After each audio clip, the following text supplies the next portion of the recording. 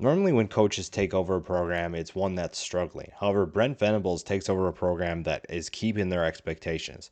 They want to win the Big 12 championship every single year. They want to play for a national championship in the college football playoff.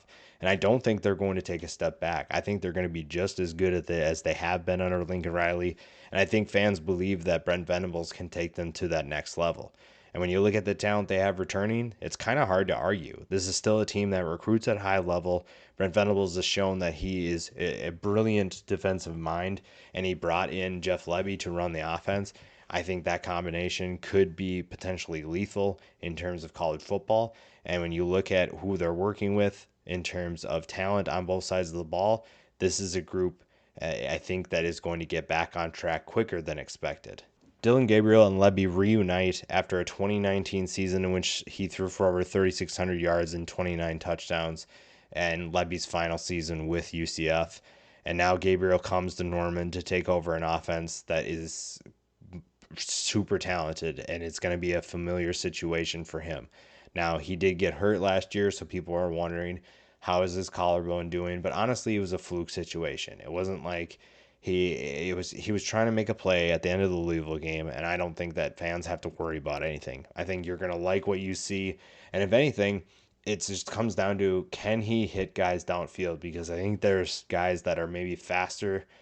Overall speed probably is faster than what he saw at UCF. He did have some fast guys at UCF, but I think the speed is a little bit different on Oklahoma. And if he can figure out how to time that up right and find chemistry with some of these guys, this is going to be an offense that's going to be terrifying. Marvin Mims has been one of the best wide receivers by many people's standards for every single year that he's been on campus. I think people expect big things out of him, and when you look at the offense that he's playing in this year, it's easy to see why. Last year in Lincoln Riley's system, he averaged 22 yards per catch, and I think that he could even make that more explosive this year.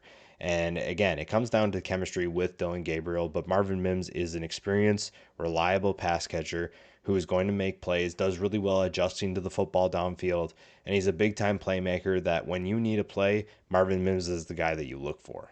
Jalen Redmond is somebody that I think people are expecting to take a step forward in Brent Venables' system. He's been everybody's radar for so long now, and I think that they've been anticipating that he's going to take the next step, but I think that his involvement in Brent Venables' system is really going to benefit him the most. He's an extremely powerful player who can dominate the trenches at times. And even his production last year, 8 tackles for loss and 3.5 sacks, is really good for a defensive tackle. So I really like what he can do. I'm excited to see how he fits in that system.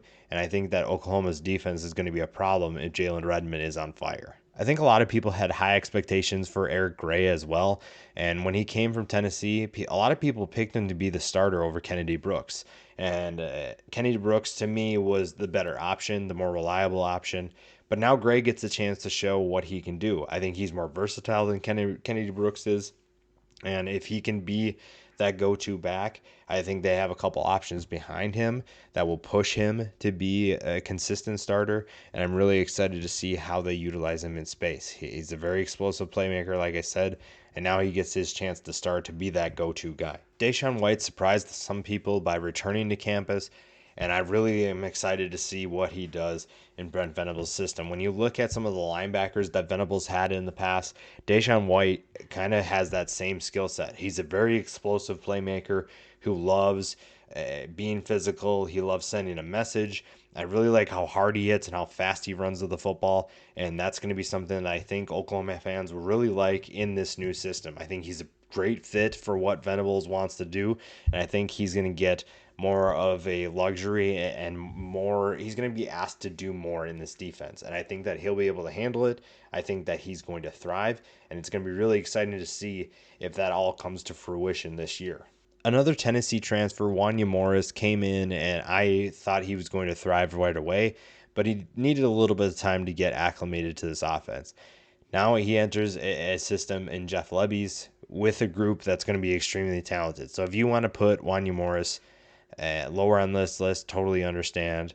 I just really like Wanya Morris and what he can do. I think that he has great potential, and he could be the next offensive lineman from Oklahoma that gets drafted in next year's draft. Jeffrey Johnson was a beast at Tulane. I think that he had a big year last year, and the fact that Oklahoma and Tulane faced each other was a big reason why he ended up with the Sooners. I think when you look at the film, you look at what he's able to do against some of these Oklahoma offensive linemen, it was easy to see why they added him. Instead of facing him, they just changed it up and decided, hey, we're going to add you. And I think that's going to be good for him too.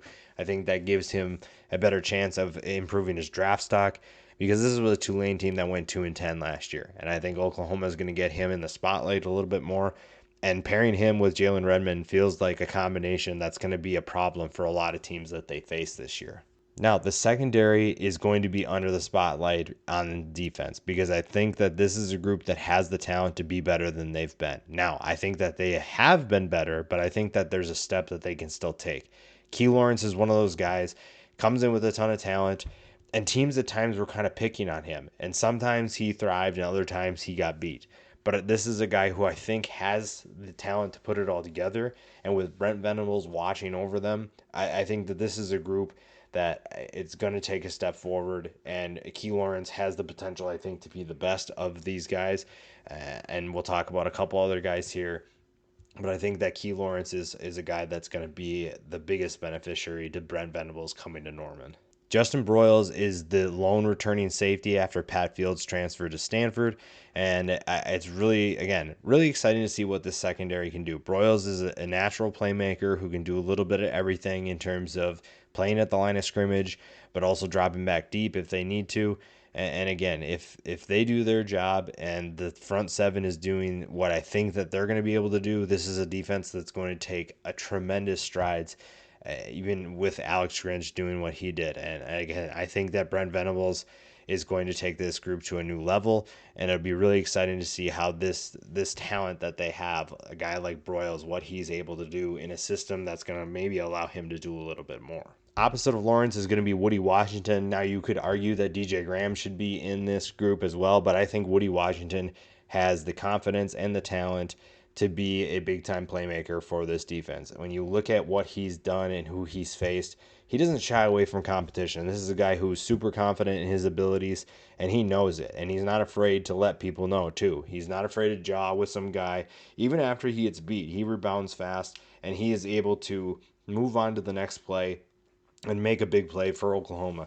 And again, that's going to be a guy who's going to thrive in Brent Venables' system, because Venables is going to be tough on his defenders. He's going to ask them to do a lot. And if you have confidence to bounce back after a bad play and also thrive when things are going well, I think that Woody Washington has a chance to move up this list and move up the list of top cornerbacks in the entire country. Oklahoma has the talent. They brought in the staff that is going to, I think a lot of people are expecting big things still. And there's a couple of factors that go into that. The secondary is one of them. Dylan Gabriel is another one. But I think when you look at it, you have a lot to be excited about if you're a fan in Norman. If you're a fan of this team, you know what this team is capable of, and I think they expect Brent Venables to take them to the next level. Now, there still might be a little bit of a learning curve with a new staff trying to figure out the chemistry with their guys, trying to install a culture, but this is a team that has the talent to not take a step back even after losing Lincoln Riley.